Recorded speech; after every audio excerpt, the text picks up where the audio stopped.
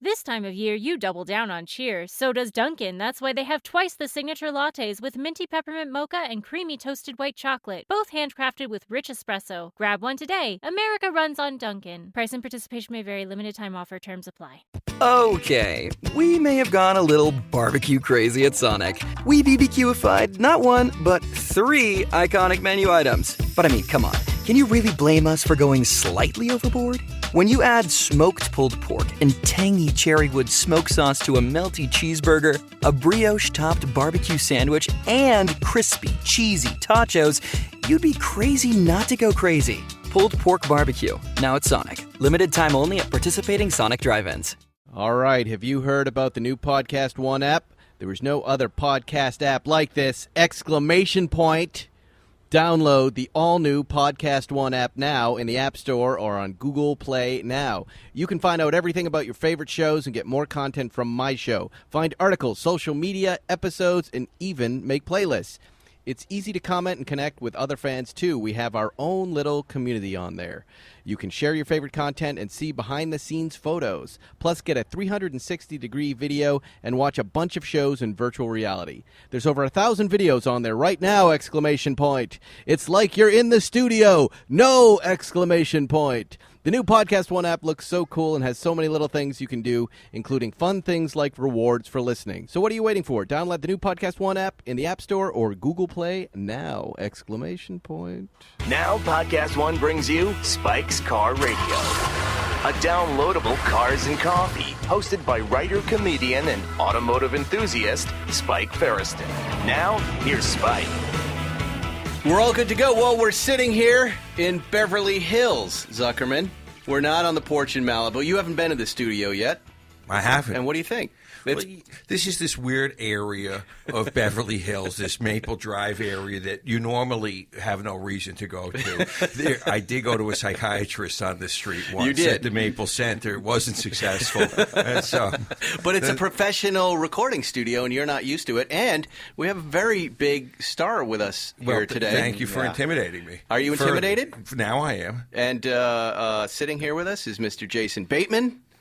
An old friend. How are you, Jason? That's more accurate. Old friend than big star. Why not? Why can't I say that? Because I think big is that small cat. It's a small B. You're uncomfortable with that. I'm very uncomfortable with it.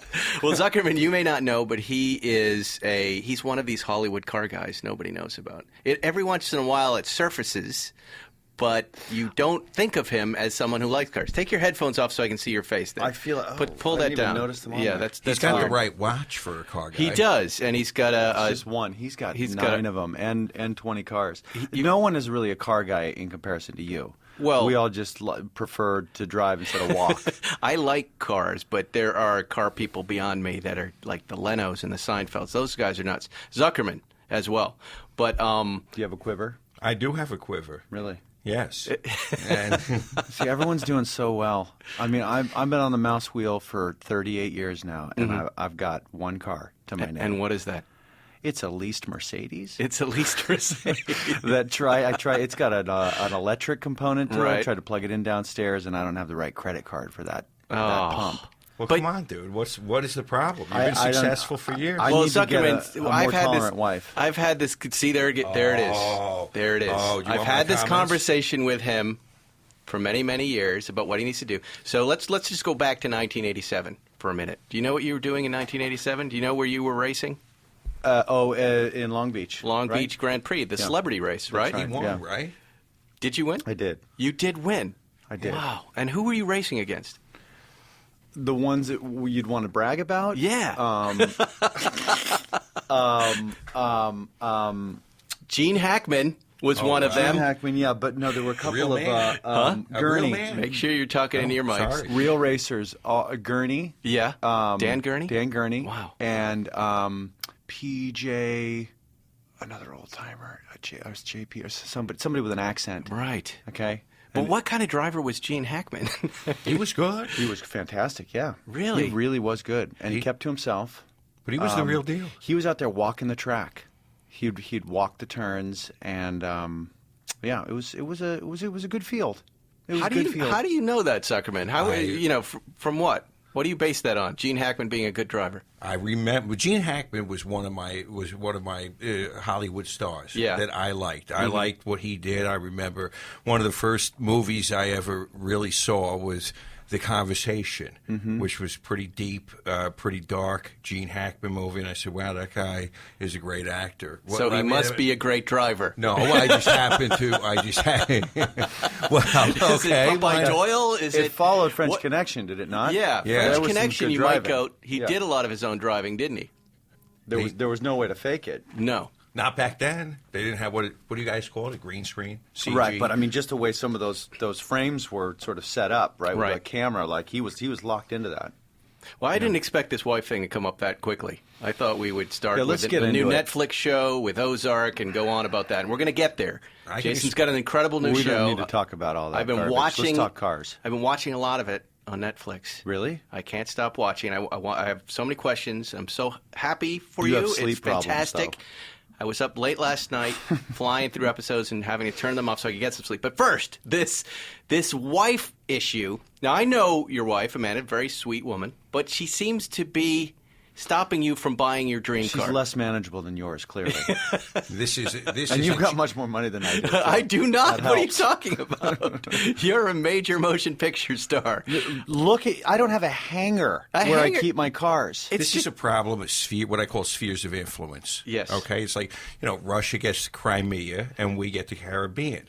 She gets housewares and linens. You get cars. Yeah. You need to establish spheres of influence. You need to work on this. Well, the first thing we're going to do is we're going to hook them up with press cars. You know who we're going to call? Well, let's call Dean. What do you want to drive? What are you dying to drive and try for a little while? I mean, this is going to sound like a pussy, but anything really. I mean, I do like the feel of any car, to feel how it's different, aside from things that are going to start sweating going around a corner. I do miss a stick shift. I used to. I had a couple of Porsches, and I really liked that. I liked the rear engine. But now everything's paddles, and That's the PDK, right? Well, that's because the transmission can shift the gears faster than human beings can. So if you're, I know, but you don't have the throttle to sort of shift the balance of the car and suck it into a turn to decelerate and all that He's stuff. a real car guy. This is a real car guy. This is a real he guy. He knows how to drive. I think I have to give him something. What do you think? Uh-oh. What I've let You need to lower the lights for this at all? You've driven my. You drove my Dino back in the day. Remember that? Is that a The clutch was slipping, and I put you in this yellow Ferrari Dino, and you were flying down the 10, and the clutch was slipping, and you go, "This can't stand. You've got to." I was going to go this summer without working on it. You go, "This can't stand. You've got to fix the clutch." And you were exactly right. I think I also let you drive my '58 Speedster, that little silver car that was a manual gearbox car. That's pretty cool. There's not a lot of power assist in the steering on that. No, but he's primed for something Do you really. like the smell of gas? Sure. Really? You have a can on you? Well, yeah, we can huff. We can go outside and do some huffing. Give him the Monte Carlo racer. Ooh, jeez. Yeah. You want to start him there? Why not? He raced Long Beach. Right. He's better than us.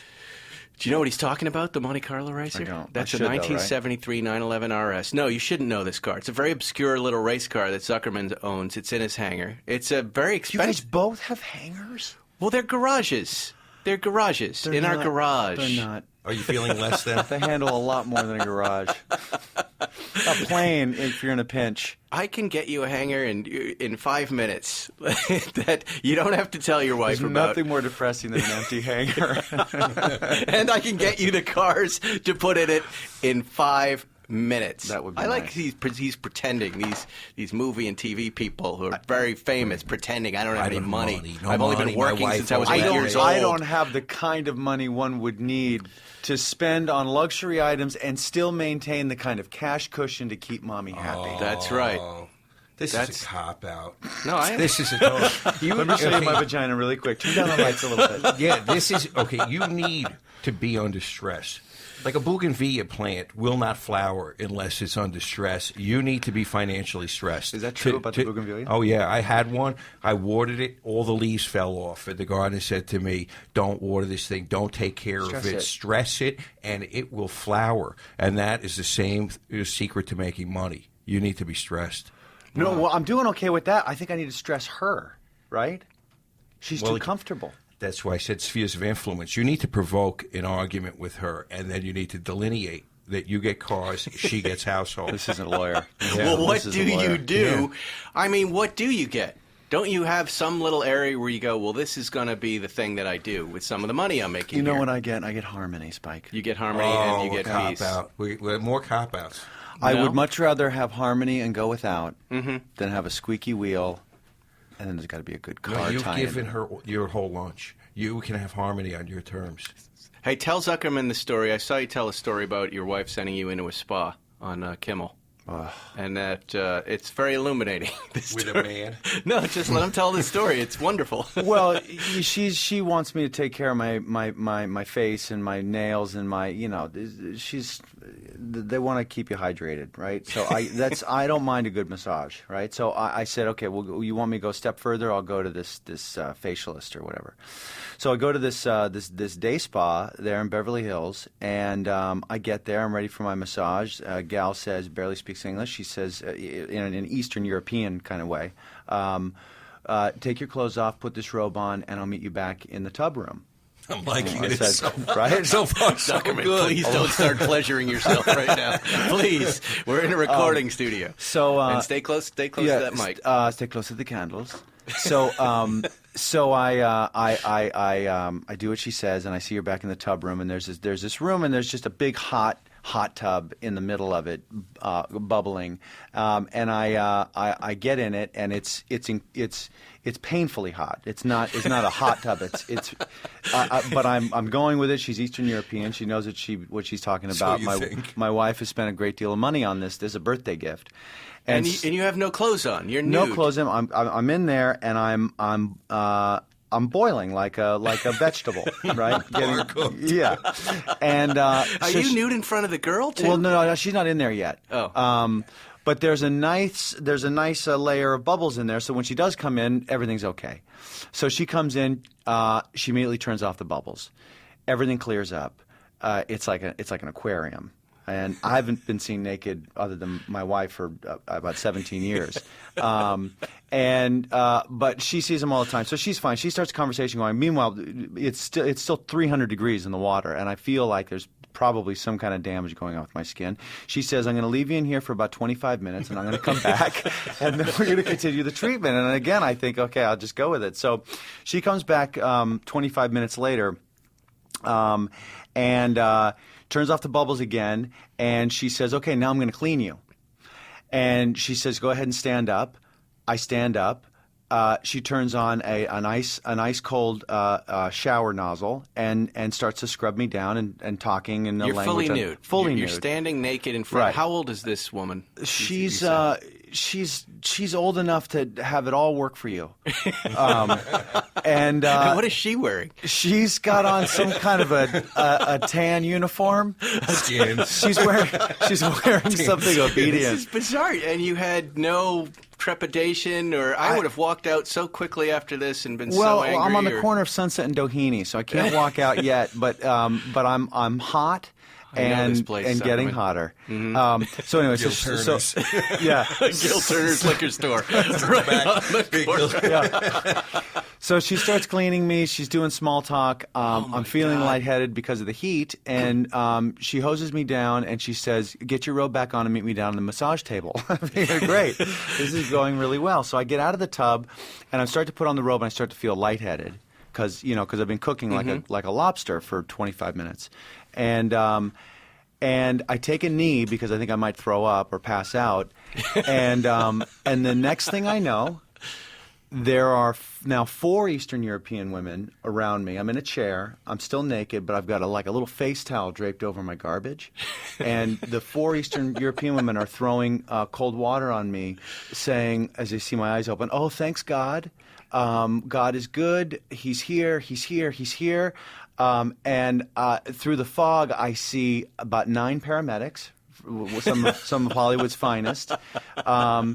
I was unresponsive for 7 to 8 minutes, totally passed out, because I'd been cooked. All the water had been cooked out of my body, like you do when you put something in boiling hot water. Zuckerman, you could make some money on this case, is a right? lawsuit. I'm liking this What is whole this story. worth? How much money could you make him, and could we buy a Porsche with it? Well, sure, because he suffered brain damage. His body, his core temperature went so high, the cells cooked off his brain. Really? Yeah. Oh, yeah, Swiss cheese. We talked about it last week. This is a Swiss cheese brain Yes, situation? yes, holes in the brain. They Right. wanted to put me on a gurney and take me out into the ambulance, take me to Cedars, naked, right, at 12 o'clock on Sunset and Doheny, across from, Soho. Right, right. I'm not having that. You know. Yeah. Oh, look who goes to a day spa, to a bathhouse at They noon would've thought on it was Wednesday. drugs, don't worry. Exactly. So I said, no, thank you. They said, well, you're going to have to talk to Cedars to refuse treatment. So I had to get on the flip phone, paramedics flip phone, and they went away, and I got my massage, and I was literally nauseous for 2 days. So you It was bad. stayed and got a massage. I did. In light of all of He that. was afraid of disappointing Have you his ever wife heard of such again. a No, story? he should have gone home, hit his wife. You're This is right. This Yeah, is but- corporal punishment to the wife. What are you doing? Justifiable battery. And again, you did the typical thing people do. You went into the spot. You turned off your intelligence. You turned over your trust to these people in my country. In my country, I am rocket scientist. Here, I don't know Fahrenheit versus Celsius, and I'm going to kill you. It's the power of Wow. an Eastern European Yes. woman. So you really think you could make money on that case? It happens all the time. I Really? get so many spa cases. Honestly. Oh, yeah. Yeah, So people- what They would just what settle. would a case like that be worth, do you think? Again, we would have had to send him in for some neuropsychiatric testing, some brain scans, and we know, 38 Wow. years in Hollywood, we would have found damage in there. I still to this day have a problem with dehydration. It triggers vertigo. Really? Yeah. How But long you said ago was- flip phones, so we're talking at least 15, 20 years No, ago. no. These are paramedics. They don't have iPhones. really? This was a year ago. This is a year ago. We have a 2-year statute of limitations. Truly? Oh, yeah. This is a high-end spa. I think they've got Good, deep they have pockets. money. Yes. We're not talking about a domestic car. We can get something imported. Yeah, let's go Yeah. for like a GT2 RS. Let's go for the new monster, Listen, Zuckerman. I've got a retainer agreement in the car. We'll get this thing. We'll get this You thing. drive around with him? You have to. Right. Yeah. Be prepared. You noticed the watch, This right? is again.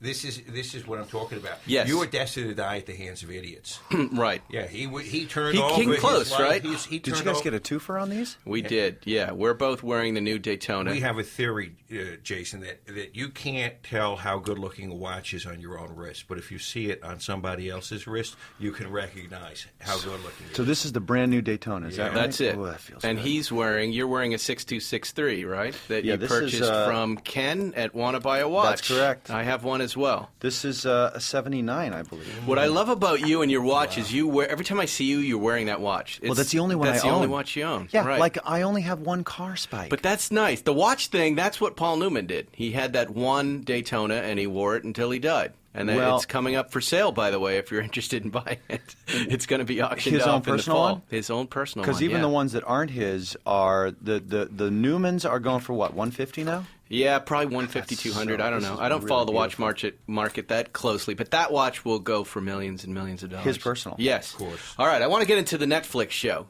By the way, congratulations. Thank you. Thanks, man. When does it? What do they call it when they premiere something on Netflix? They post it Or drop it, They probably? drop it. I don't know. Drop it like it's hot. Yeah, The show like an is album. called Ozark, and I We don't started have to- we don't have watching to it. talk about this. I really want to talk about it because I'm in the middle of it, and All right. you're that guy in that show Well, to me. please get to the end. It's going to sound cheesy, but the last episode is my favorite. But Really? I mean, it's a But I've a big commitment, though. I mean, 10 hours. Like, I can't imagine people finishing. That's 5 movies. I have a lot of questions for you. Yeah. I want to start with where do you come in on this project? Is this something you developed in house?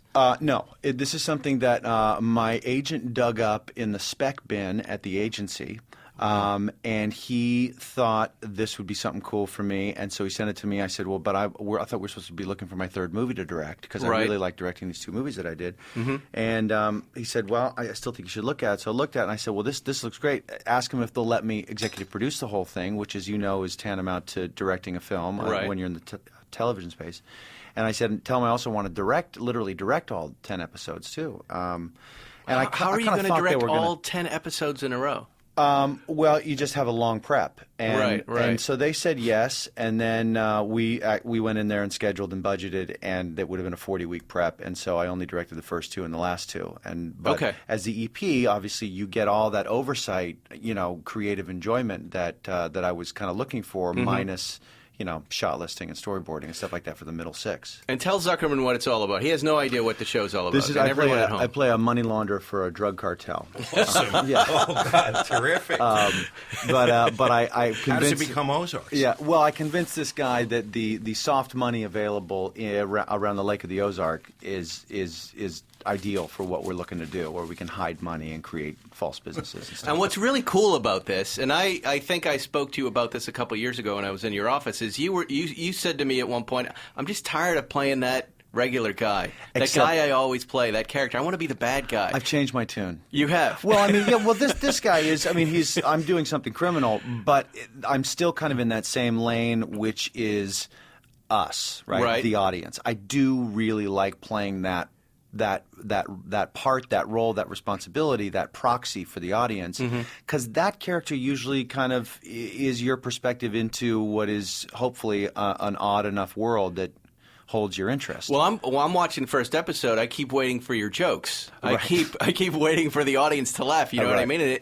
And after the first episode, I'm like, boy, first of all, it's really good, really well written. I'm really into the story, and it's dark and it's interesting, and there's surprises. And I'm not going to give away too much to you, Zuckerman. But by the second episode, I buy everything. I buy this new Jason Bateman, who's just overstressed, tired. And I usually play a stressed guy anyway. I mean, you know, the characters I play are pretty close to the middle. Yeah, so this is kind of 2 steps into drama, and I'm in the comedies. I'm only 2 steps into comedy. And there's a scene where you're in like the remember the strip joint in The Sopranos, the Bada Bing room. There's a southern kind of strip joint, and there's a pregnant stripper on stage while he's doing a scene just off his left shoulder. That is, and you're like, this is great. This is terrific. This is a good. This is a. You're going to buy Netflix now. You're going to get it. Absolutely. I'm going to give him some money. So what is it like? Did you cast her? What was that decision making process to put that? Well, because it's so perfect. They wrote that in. It's so funny.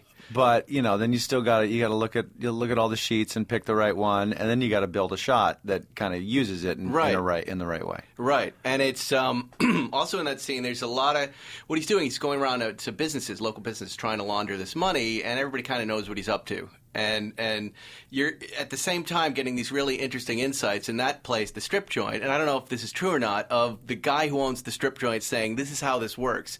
These girls are independent contractors. Yeah. I don't have to give them any sort of benefits. Is all of that stuff true? You know what I'm saying? Like, it's a workaround for having to pay insurance for your workers, et cetera, et cetera. I mean, it gets above my intelligence level, but it was all vetted. But that's what I'm loving about the show so far. So I'm excited to go home tonight and now hit 3 and 4. I'm doing 2 a night.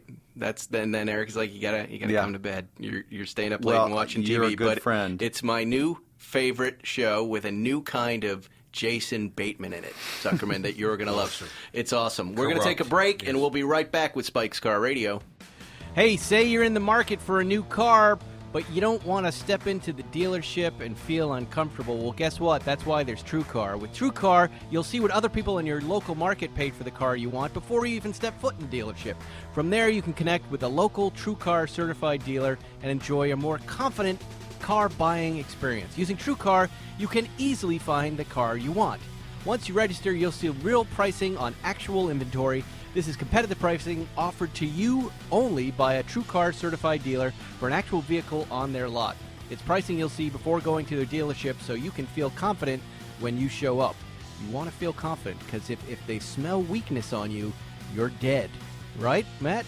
They smell weakness on you, you're dead.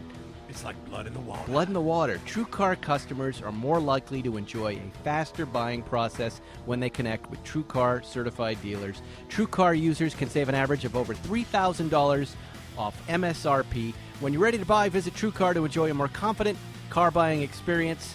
And remember, take it from me, Spike, you're going to remember this experience every time you drive your new car, so you want it to be a good experience. TrueCar.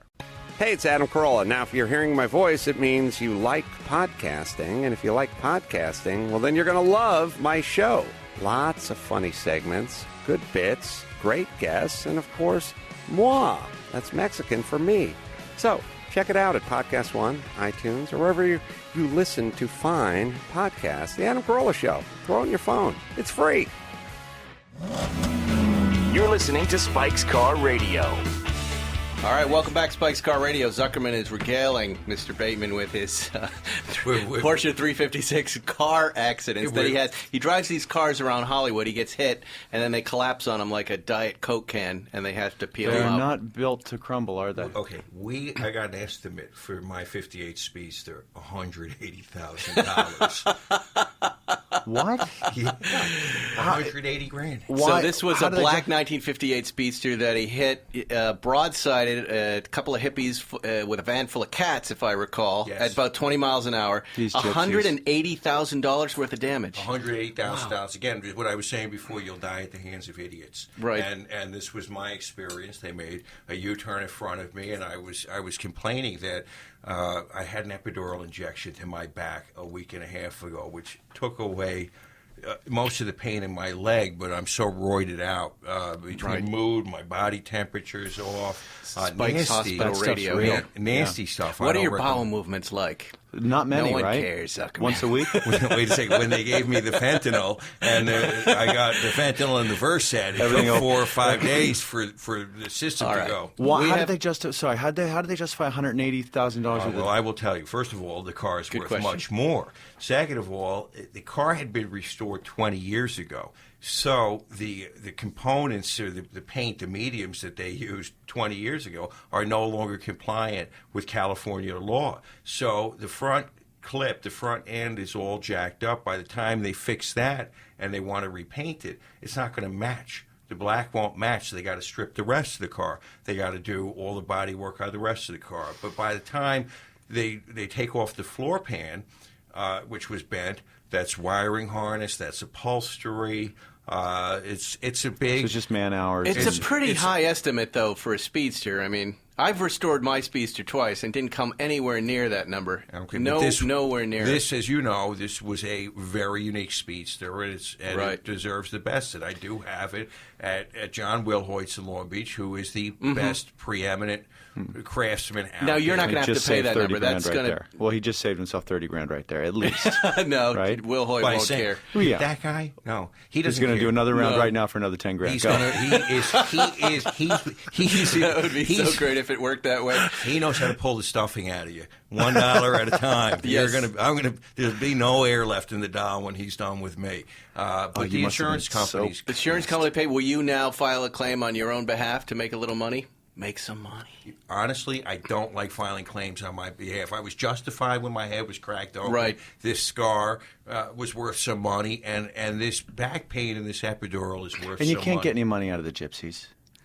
You can get cats. That's it. That's all they've got. I called him the next day because I called him a stupid fucking asshole, and I felt bad. I would have been pissed too if I got the next wrecked day. that car. I said I should make amends to this guy, and I felt that. I called him up and I said, "Listen, Matthew, I feel bad for calling Matthew's so perfect." I said, Matthew, as wrong as you were, it was not right of me to be abusive to you and call you a stupid fucking asshole, and for that, I'm sorry. He said, I looked you up on the internet, man. Are you going to take everything I've got? And I said, you're lucky. You don't have anything I want. So we're just going to be friends. Yeah, that's how that and it'll works. all work out. He was insured, though. Minimally so, but I had insurance. Oh, man. And it was a bummer. All right, I have to get back to Ozark. I've got a million questions here. First of all, Netflix experience. Flawless. Flawless? Everything you hear. Yeah?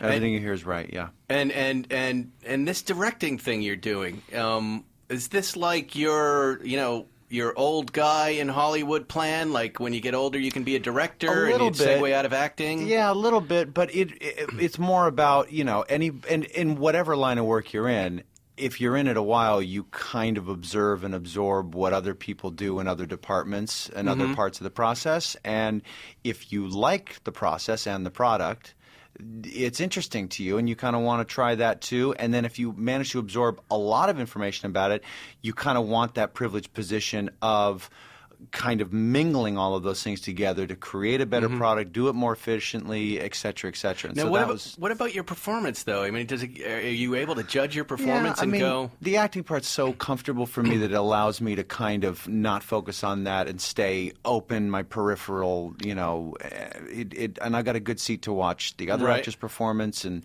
Laura Linney is in it. It's a great cast. She doesn't need anything, right? No, so she's wonderful. Yeah. And it's still, I just want. What about all the problems? I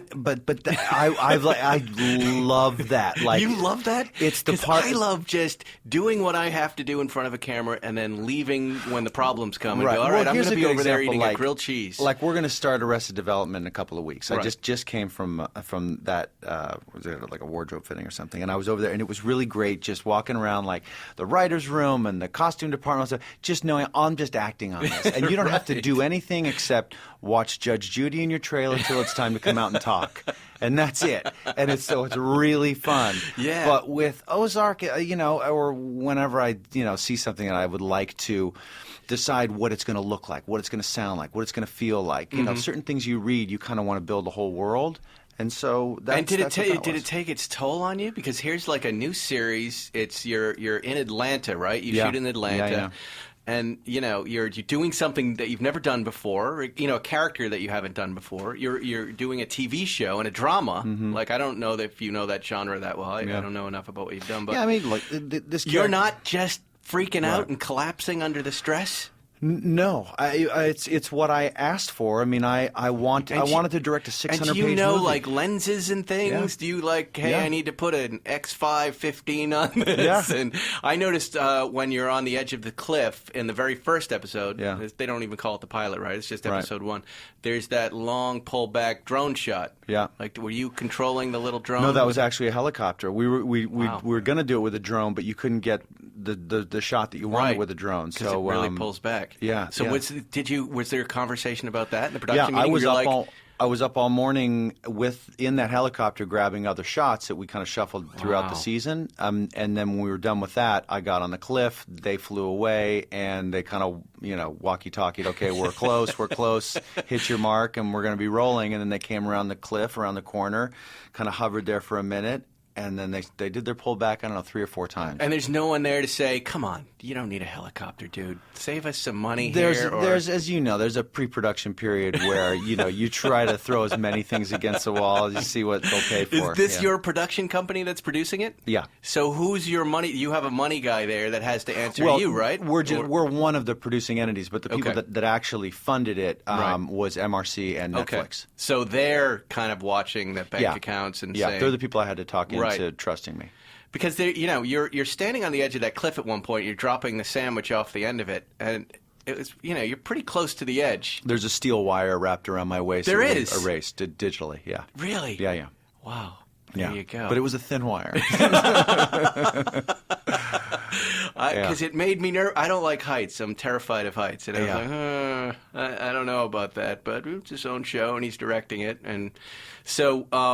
well, don't tell me what happens. I don't want to talk about the last episode. I'm so excited to have something like an hour and a half. It's like a movie. Oh, really? Yeah. Wow. Yeah. I'm just excited to have something I like with someone I like in it that I'm watching. Because when you're not, very nice. Game of Thrones just came back, so I've got that. You've got that. I've got Ballers, but that's kind of a cheap thrill. And but you now got Dunkirk. Huh? Why don't you go see Dunkirk? Well, that's a movie. Yeah, you got to leave your house for that. I need something that's going to elevate me in some way and get me out of my depressive mood state. Did you see Keepers, that documentary on Netflix? No. Yeah, that's pretty good about some what are they called? Not priests, a nun that gets killed. Oh wow! No, I don't. Same people that did Making a Murderer. I've been watching. Oh, that was good. It's Chef's Table is something I've been enjoying. a lot. But now, now I've got your show here. When are we going to hear about season 2? In a week or two. I mean, they've started a writer's room, which is a good sign. Wow. But they got to gather their data and see if people are watching. And it feels like, from what I know about what Netflix is doing, it's the season 2 hump you have to get past, right? That they're a subscriber-based business and they want shows that bring on new subscribers, right? Is there a rating? There's no rating, I don't know. I mean, right? they're there's no transparency there. I mean, they keep their numbers in-house, and it's a retention game. I mean, yes, they're looking for new subscribers, but if all they do is retain the 100 million subscribers they have in just America, that's what is that? That's $1 billion every month. Wow, $9 is staggering. Huh? It's staggering. It's staggering. So they get 12 billion just in America. So they're looking at people not. They're looking to see do they watch your show and then leave Netflix for good? They're like, that's it. Yeah, they want to hold people. They want to hold people there. Wow, that's interesting. And Arrested Development, that's also Netflix, right? It is. Yeah. Wow, fantastic. Yeah. And so same group of people. Same group of people. Yeah, we're going to do. I'm not sure the final number. But we're going to start in 2 weeks and we'll shoot until Thanksgiving, and that'll probably be on in the summer. Wow. I would think. And have you seen the creative on it yet? Is there anything? I just got the first script today, and I was reading. I was early to this, and so I started reading the script, and I'm halfway through it, and it's pretty funny. The Mitch Hurwitz, who I'm sure you know, he's incredibly bright and complicated creatively, and so this is a pretty wiggly yarn that he kind of makes for this show, and this is the second act of this 3-act story that he came up with after the Fox version ended, and it's kind of a murder mystery about who killed Liza Minnelli, who plays Lucille too. So we did the first act on the first round of Netflix shows, and now this is the second act. And then I guess if we come back, in a couple more years and do another load, that'll be the third act. Yeah. Yeah, without any of the pressure, Zuckerman, of the old days, where you had to have ratings and be picked up for the next season and fall, and now you can just make these shows when you want to make them. He's tapped into the horn of plenty. He's totally tapped in, but he can only afford one watch and one car. That's what I'm thinking. You hear him? He said one time. Watch and one car. He's so full of it. That's so full of crap. He's full of shit, Zuckerman. Well, what are we going to do? We're going to help him. We got to help him. We're going to get him in some cars, and it's not going to cost you anything. What about Ken? Maybe Ken can just get me a Newman. How about that? What's that? How about Ken over at Want to Buy a Watch? Why don't you think he can just get you a Newman and wave? There's a lot of fraud with these watches. It's hard. Our mutual friend, we have a mutual friend who just had a bunch of that stuff that he bought years ago, and he took them to Ben Clymer at Hodinkee in New York and had his watchmakers go through stuff, and it was a bit of a nail biter as they opened things up and verified whether they were real or not. And but Ken at Want to Buy a Watch on Melrose. He only deals in selling the best stuff. Right now? I think I just got a Timex. You just got a 5% discount from the local watch shop. Yeah. No, I have a couple of his watches. They're great. I mean, he's got some great stuff, but always in the back of my head, I'm just wondering, hell, I don't know. If I pull it off, I don't know what I'm looking for. Do you? I think you're doing it right, by the way. That watch you're wearing is beautiful. Yeah, it's a 623 with a silver dial. Does it have a little red Daytona on it? It does, yeah. Yeah, and just wear that. Those have gone up like crazy. I love this. 60 range I would just love one more. I'd love. My buddy has a Newman, and he just keeps it in a safe. Really? Yeah, I just don't understand. That's stupid. That's like remember the bra that used to put on Porsches? Yeah. It's like, why are you protecting the stone dinging if you're never going to see the paint? That's from the guy you want to buy the car from. I fully support the crazy guy who does that because I want to buy his car. I got you. And then I'm going to take that stuff off. Right. But that's a car you look for. I think Zuckerman, we could put him in something more modern with a manual transmission, like a 4.0, like the GT3 4.0. Or tomorrow I'm getting this 78 Targa. That's wow. That's perfect. Right. Yeah. 78 911 Targa, black, Right? How many miles are on this car? It's got 40,000, and the first owner was Peter Cetera. Peter Cetera? Yes. Wow. Yeah. What do you never see anymore in 928s? I don't see any. They're all over the or place. 944s. No, they're out. People are buying those things right now. Well, you don't see them in Los Angeles. They're there if you look. If you open your eyes to it, you're going to see them all over the place. But it's a tough car to find a good one. They were very expensive to maintain, and then the values didn't justify maintenance. But then where do they go? Like, they just melt them down? They're in garages. And they made a lot of them too, right, Zuckerman? Yeah. There's tons of those things. You got 928s, you got 928 S4s, you got GTSs. Right, but they're front-engine cars. That's I know, not but you. I just remember those cars were so big and heavy and yummy. Yeah, they're beautiful. They look terrific, and I didn't have a penny at the time, and I would look at those and think, one day. That was it. One day, that's it. Well, here, we can put them in the Targa. We can call Dean up and put him in a brand new Porsche for a little while and let him experience something like that. See, I think the Turbo S, the brand new Turbo S. I'll lend him mine.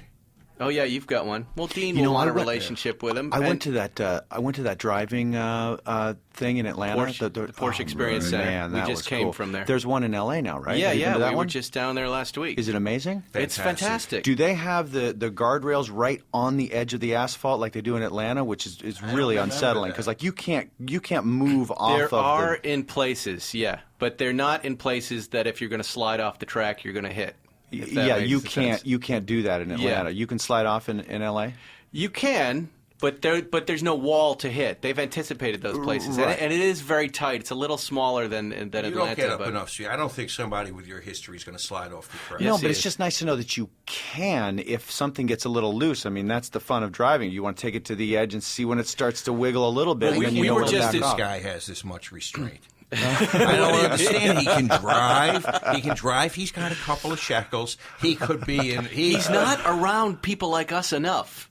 He's around like movie and TV people. I've seen the people he hangs out with, and they're not talking like this. I think we have to be like drug dealers. I think the first hit's for free. Taste. Yeah, give him the taste for free, and then let's get him hooked. Well, we have a plaything here. I think that Targa and a weekend with it, and you even take your wife out to dinner with it. She's going to love it, and that's going to make it happen. Here's another trick, and I shouldn't use the word trick, but something I do when I acquire a car, a strategy, is I inform my wife. I said, this is something I'm buying. It's going to be a very good investment, and I'd like to get you something as well. Is there something you've been looking for? But I love the way you bring her the news. I bring her the news. This is happening. Yes. It's not up for discussion. Let me just tell you what's coming down the line. Right, because I have a track record for making money with cars. She came to me about 4 cars ago, and she said, look, you don't have to bother asking me about this anymore. You're making me money, and I like that, so keep doing it. So you're investing and flipping these things. I had a long conversation. Do you know Lisa Kudrow's husband? Yeah. Yeah, I had a long conversation with him about that. This is what he does in a very high level, I guess. He was giving me a whole education. But it's not buying and flipping. No, that's not what we're doing. We're acquiring fun cars and having a free car experience and maybe making some money on the other side. It's like art. Yeah, you don't want to flip art. There is value there. Sure. There is value. And you do stand on your 2 hind legs. You have to assert your primacy and control. Yeah. Yeah. Absolutely. Yeah. That might be a good note. Maybe you want to. Now, you have your father-in-law likes cars, doesn't he? He does. He does. He's got, what has he got? Your father-in-law is Paul Anka. Paul Anka, yeah. Wow. He's got I didn't know that. I think he's got an AMG 63 or one of those Mercedes things. So triangulation. The 2 of you gang up on her. That's a good strategy. Now, you're talking about a woman who's been driving the same Prius since 2002. Okay? We have 2 girls, okay, 10 and 5, who deserve to have the protection of modern safety equipment. She is so hell-bent on not over-luxuriating that she basically sees it as, well, this car still runs. Why do I need another one? Now, I ordered her the new Tesla 3. Can you believe this story? This is my wife he's describing. Yeah. We're on our 4th Prius, and she feels exactly the same way, except I have a hangar full of cars. Well, you've probably got a newer Prius around her, right? It's got like a couple extra airbags. Not the brand new one. No, but it's a generation something ago. that's not a golf cart. How many years has she had her Prius? Since 2002. Dude, we should have the frugality here. It's horrible. Our Armenian friends just go grab that thing, push it into the canyon, light it on fire. Exactly. Right. I ordered her that new Tesla 3, which is coming at the end of the year, which looks like she's excited about that. That's finally. Right. That's what Erica wants too. But we gotta wait. I drove. this isn't you. Right. This is not you. But if I get her excited about a new car, she might then see the light that, oh, well, this is kind of fun. The fear that and this is a guy, he looks like a man. This is Jason Bateman. Yes, a star forever. I offered to show you my vagina. We're going to have to hypnotize him, send him back to these Russians. We're going to have to keep working on him. Well, anyways, Jason, thank you for coming in today. It's always good to interview me. you. I've talked to you across many different platforms, and now here we are talking into we microphones. actors love to hear our voices. Yes. Well, I'm going to have to hear playback of this. You're wonderful. The new show is Ozark. It's on Netflix right now, and no lie, I'm watching it. I'm obsessed with it, and I love it. Thank you. Thanks for listening to Spike's Car Radio. Download new episodes every Wednesday on the Podcast One app or subscribe now at Apple Podcasts or PodcastOne.com.